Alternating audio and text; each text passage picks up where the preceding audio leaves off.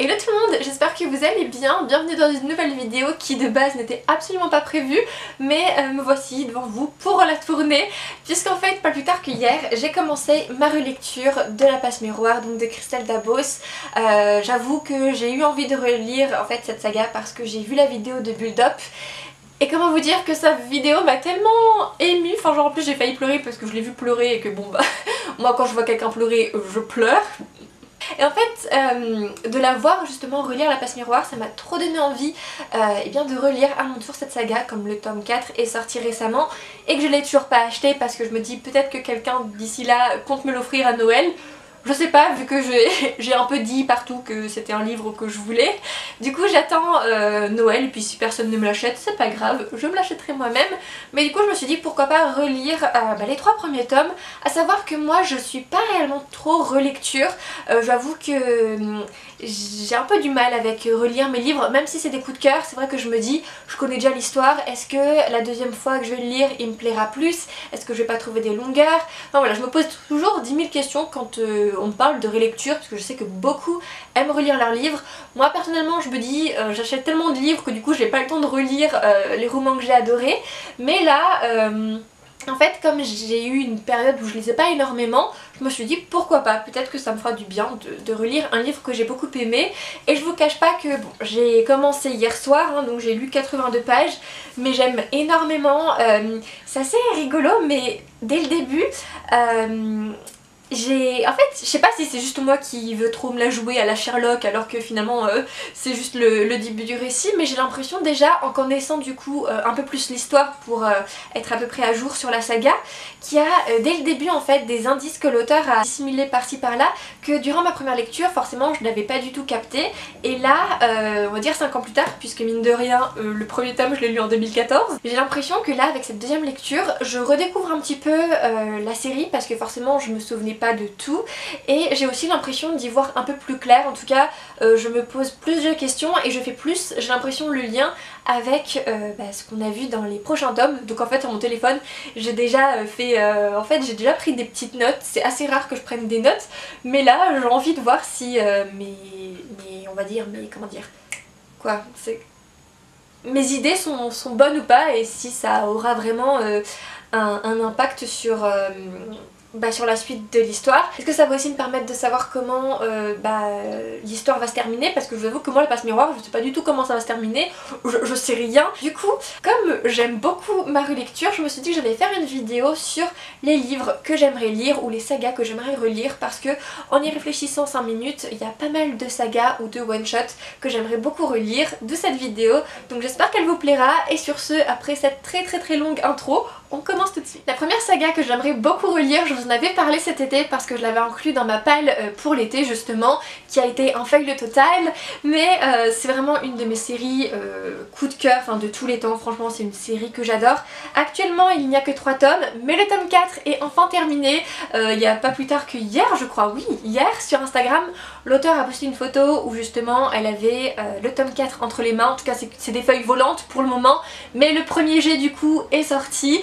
Et j'étais hyper contente parce que j'ai hâte de voir en fait comment cette histoire va se terminer, même si du coup j'ai le 3e tome mais il n'est pas encore lu, parce que justement j'attendais d'avoir une date un peu précise concernant la sortie du tome 4 pour me faire une relecture. Donc ce sera pour 2020, ça je pense, je croise les doigts. Et cette saga que j'aime de tous les temps, c'est Une braise sous la cendre de Sabaa Tahir.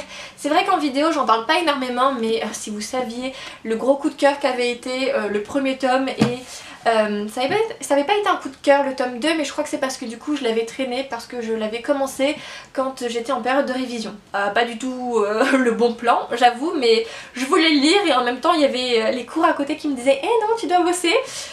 Et malheureusement du coup je l'avais trouvé tout aussi bon que le premier tome, mais ça n'avait pas été un coup de cœur. Et le tome 3 du coup, comme je vous l'ai dit, je ne l'ai pas lu parce que de base je voulais déjà me relire les 2 premiers tomes et enchaîner avec le tome 3. Moi au final je vais relire les 2 premiers tomes, enchaîner avec le 3e tome, et ensuite avec le 4e quand on aura une date de publication officiel.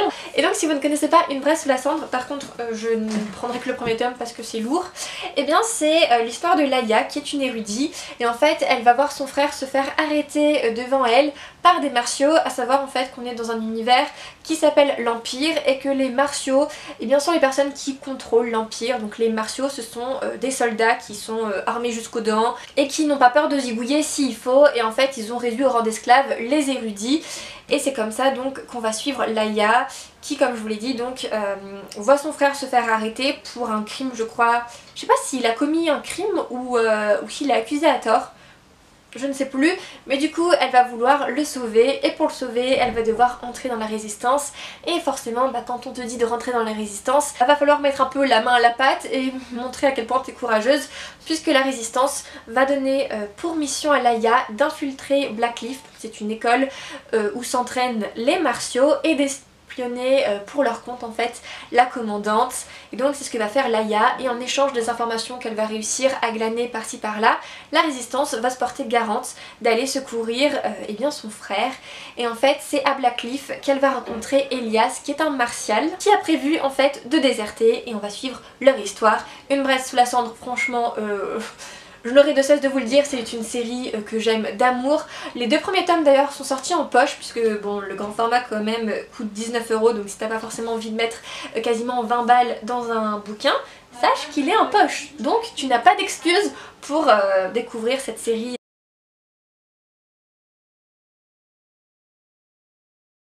On a ensuite Hopeless de Colleen Hoover, puisque c'est le premier roman de cet auteur que j'ai lu, et c'est comme ça d'ailleurs que je l'ai découverte et que j'ai adoré. Je crois que quand je l'ai lu j'avais 16-17 ans et ce roman m'a tellement touchée, donc j'aimerais beaucoup le relire parce que j'aimerais voir en fait s'il me plaît toujours autant, on va dire quelques 6 ans à peu près plus tard. Ouais, ça fait quand même 6 ans. Donc Hopeless, je vous avoue que j'ai pas grand souvenir, je sais juste qu'on suit une fille qui s'appelle Sky qui est élevée par sa mère adoptive, et en fait elle ressent pas grand chose, enfin rien ne la touche, jusqu'au jour où au lycée elle va tomber sur Holder qui est un jeune homme en fait qu'elle n'a jamais vu mais qui lui semble la connaître, ou en tout cas il la confond avec quelqu'un d'autre. Et chose assez étrange, c'est qu'en la présence de Holder, et Sky elle ressent des choses, elle ressent plein d'émotions contradictoires. Et du coup ça va l'intriguer, on va suivre leur histoire. Bon, comme ça on dirait que c'est une petite romance tout choupinou, mais en fait non. Comment vous dire, vous n'êtes pas prêts à ce que Colleen Hoover va vous faire en lisant Hopeless. Et je me souviens que j'avais tellement aimé ce roman, il m'avait tellement touchée, surtout en fait les lettres écrites par Holder. D'ailleurs en fait il y a une suite à Hopeless qui s'appelle Losing Hope qui est sortie en français et que moi j'avais lu en anglais, qui est donc sur le personnage de Holder. Et comment vous dire que Losing Hope, franchement c'était... J'avais vraiment adoré Hopeless, mais Losing Hope ça avait été un gros coup de cœur parce que Holder est un personnage qui m'avait énormément touchée. Et voilà, j'aimerais vraiment en fait relire Hopeless pour voir s'il me touche autant. Enfin, je suis sûre qu'il me toucherait autant. Le personnage de Holder me touchera autant que j'ai, je pense, 16-17 ans, 22, 27 si je le relis à 27 ans. Enfin, vous voyez un peu le délire. C'est vraiment un personnage qui m'a beaucoup touchée et marquée. Donc ouais, je me dis pourquoi pas tenter de relire Hopeless. J'espère juste que je vais aimer parce que c'est là où bim je l'aime pas, mais je pense pas parce que Colleen Hoover c'est un peu ma reine, je lui vous limite en culte. J'aime beaucoup ses romans et j'aime surtout beaucoup les sujets qu'elle aborde dans toutes ses romances. C'est jamais des romances toutes choupinou, il y a toujours en fait des sujets assez difficiles ou délicats qu'elle aborde toujours, je trouve, pas avec brio, mais elle aborde ça bien quoi, voilà. Donc j'ai hâte de relire Hopeless, enfin je l'ai déjà dit 5 fois donc je pense que vous avez compris. Ensuite je vous parle des larmes rouges, donc de Georgia Caldera.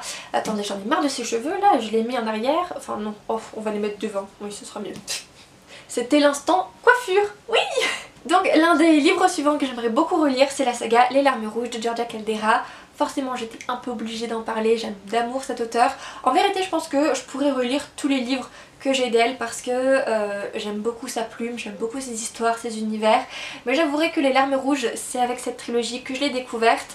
Et c'est une série en fait, j'allais dire, j'allais dire sur quoi, mais après je me suis dit c'est peut-être un spoil, donc non, cette phrase finalement n'aura pas de fin. Donc Les Larmes Rouges, si vous ne connaissez pas, c'est l'histoire de Cornelia qui a 19 ans, qui va pas très bien, enfin elle est mal dans sa peau, et en fait au début du roman elle va tenter de se suicider. Elle va être secourue in extremis on va dire par un mystérieux inconnu. Et on va la retrouver donc à l'hôpital avec son père qui est complètement paniqué et qui va décider un petit peu de quitter Paris pour vivre dans une petite ville dans le sud, histoire en fait que Cornelia puisse se reposer, voir autre chose. Et en fait, ce que personne ne sait, c'est que dans le petit village où ils vont habiter se trouve vivre le sauveur de Cornelia, qui va en fait énormément l'intriguer parce qu'il est assez atypique, mystérieux, il a l'air d'en savoir pas mal à son sujet, sauf qu'il est assez taciturne, enfin bon, c'est un personnage comme je vous l'ai dit assez atypique et bon, c'est pas trop d'où il sort. Et du coup en fait Cornelia va être intriguée et en plus de ça elle commence à faire des cauchemars assez flippants. Et justement donc son sauveur a l'air de savoir ce qui se passe, ou en tout cas il est le seul à pouvoir apaiser ses craintes. Et on va suivre toute cette histoire qui est juste géniale. Mon tome préféré c'est le tome 2, c'est d'ailleurs le tome que j'ai fait dédicacer parce que voilà c'était mon préféré. Mais j'aimerais beaucoup relire La Passe Miroir. Après c'est quand même des grosses briques, le premier tome fait quand même 750 pages. Bon c'est écrit gros mais voilà, il y a beaucoup de descriptions, je préfère le préciser puisque je peux comprendre que la description ça passe pas toujours, chez moi ça passe pas toujours. Et Les Larmes Rouges, bon c'est passé, c'est pas passé la première fois, c'est passé la deuxième fois, mais c'est passé, maintenant c'est une de mes sagas préférées et du coup je me dis que ce serait cool de la relire. Et pour finir, une série qui est assez récente, je vous en ai parlé il y a pas très longtemps dans mon book haul, c'est la saga, enfin la trilogie du coup Bora Bora Beaches de Jacinthe Nitouche. Actuellement en fait je suis en train de lire le tome 3, je l'ai mis en pause tout simplement parce qu'il me reste 100 pages et que je suis absolument pas prête à finir cette saga et à dire au revoir aux personnages, enfin non. Du coup je l'ai mis sur pause, je pense que je vais finir ma relecture de La Passe Miroir et du coup le temps de digérer le premier tome de La Passe Miroir. J'enchaînerai avec cette fin et ensuite eh bien, quand j'aurai fini Bora Bora je me consolerai avec le tome 2 de La Passe Miroir qui est mon tome préféré pour le moment, histoire de... Bora Bora Beaches c'est l'histoire de Jaja et de ses 3 meilleures amies qu'elle surnomme les morues, qui vivent toutes ensemble dans un appartement qu'elles ont rebaptisé le Bora Bora. Et en fait on va suivre le quotidien de ces 4 jeunes femmes complètement déjantées, puisqu'en fait l'appartement qui est juste en face du leur, qui s'appelle le 4B, va être loué à un beau gosse qu'elles vont surnommer le 4B, puisqu'au début elles connaissent pas son petit prénom. Et en fait Jaja va se lancer la mission de séduire à tout prix ce nouveau voisin qui au début en fait l'énerve pas mal parce qu'il la remballe, il lui lance des pics. Du coup elle va décider de le draguer, de le séduire à ses risques et périls puisqu'elle ne ressortira pas indemne. Et on va suivre donc ses aventures et c'est juste génial. Bon c'est un peu cru, c'est même pas mal cru, c'est vrai que en lisant ce tome 3 je me suis rendu compte qu'il y avait pas mal d'allusions sexuelles. Je me souviens pas si dans les 2 premiers tomes c'était aussi...